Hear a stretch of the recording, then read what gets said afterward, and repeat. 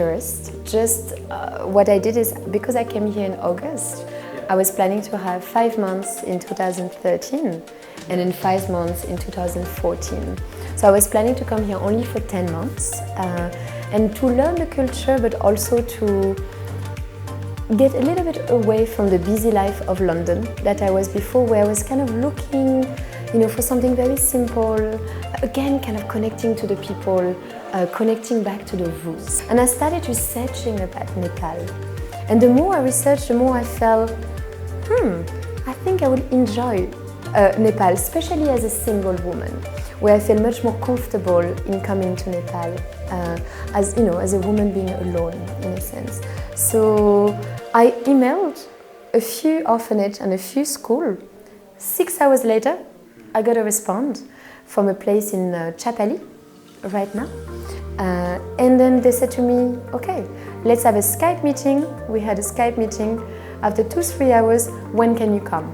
So looked online, checked for some plane tickets, and then the first plane that I could take. So I just came with one bag and then arrived to Nepal. So that was my kind of journey. I'm really connected to air. My name Alize also comes from the air, and it's a tropical air. So sometimes I may be a bit like, okay, I'll just try and fly for that, or just follow my instinct in that sense. And that's what made me come here. I really love, the more traditional, the better.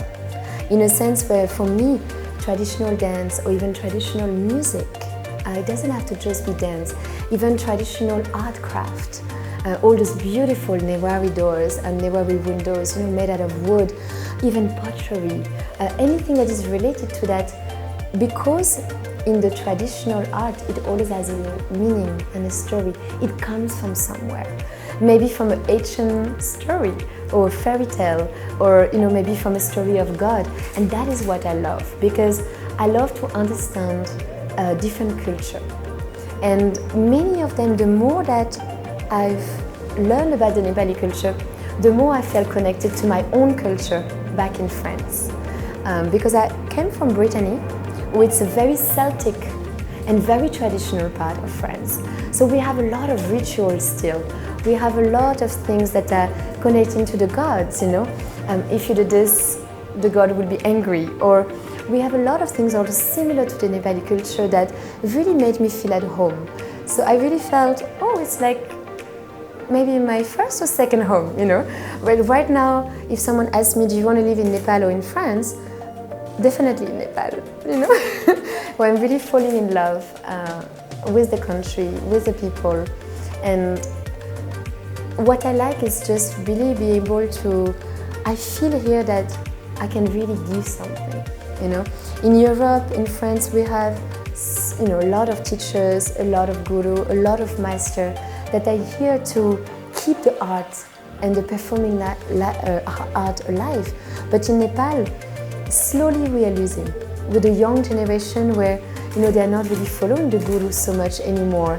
Or, all this kind of like ancient training that the people used to have, that we are slowly losing, that I want to keep.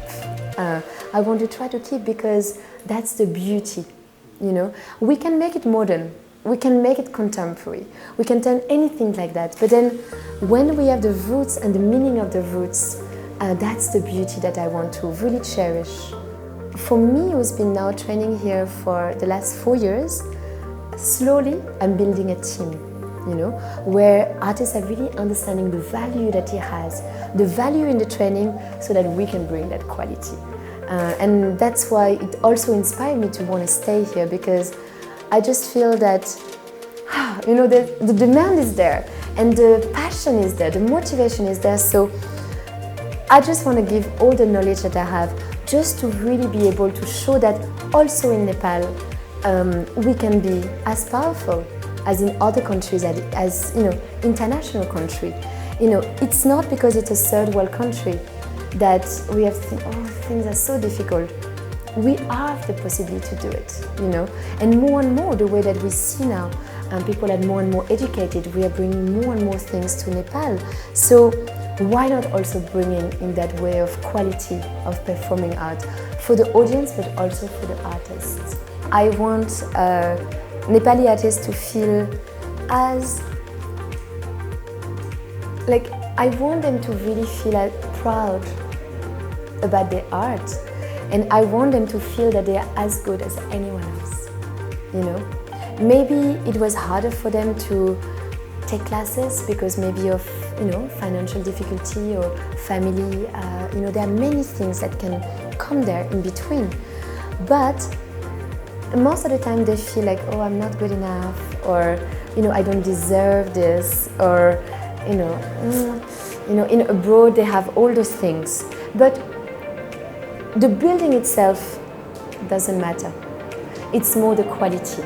So I want the Nepali artists to feel proud about what they're doing, and I want them to work hard so that they feel that internationally they can also add a value, you know, where it's not like, oh, abroad is like this. Let's also bring that quality in Nepal, you know, while always dreaming about doing it abroad, when the country here can be open for that. There's so many theaters in Nepal, many more than in Paris, you know, but the art field in Paris is so much bigger than it is in Nepal. The type of shows that I've done in Nepal were very different. So I did one was a little bit more like cabaret, that we did it in 24 hours, that had that really strong, intimate feel, where many people that came to see the drama never went to see a drama before. Okay?